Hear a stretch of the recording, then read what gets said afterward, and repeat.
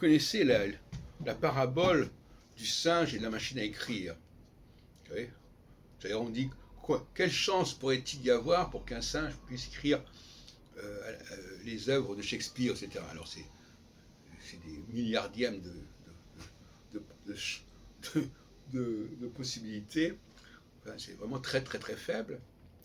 Et il y a des gens dont on sait visiblement qu'ils ont fait très peu de recherches et que par conséquent, s'ils sont capables de produire des documents, c'est que ce n'est pas du fait de leur recherche. De même qu'un singe qui produirait les œuvres de Shakespeare, on saurait qu'il y a une imposture, qu'il y a une escroquerie.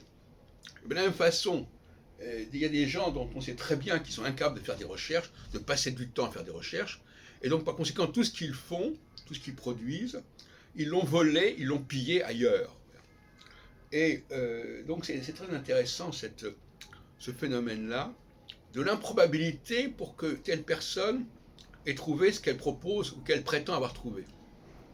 Quand quelqu'un vous dit, voilà, j'ai trouvé cet ouvrage dans la Bibliothèque nationale, etc., alors que vous savez très bien qu'il n'y passe absolument pas du tout de temps, qu'il n'a pas du tout passé de temps dans les bibliothèques, vous dites qu'il y a une escroquerie. Donc, dès que je m'approprie la connaissance d'un document,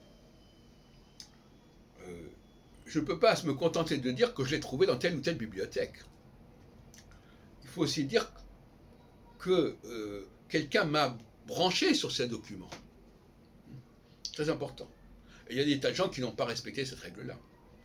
Alors, c'est d'autant plus facile que moi j'ai publié le CATAF en 2000 sur le site du Curat, où je signale toutes les œuvres sur l'astrologie, mais en plus, je donne leur localisation en bibliothèque et leur cote en bibliothèque. Ce qui fait que quelqu'un peut tout simplement prendre tel ouvrage du catalogue alphabétique des textes astrologiques français, donner la cote et laisser croire qu'il a trouvé ça par lui-même. C'est une sorte de malversation, si vous voulez, mais qui correspond à une improbabilité.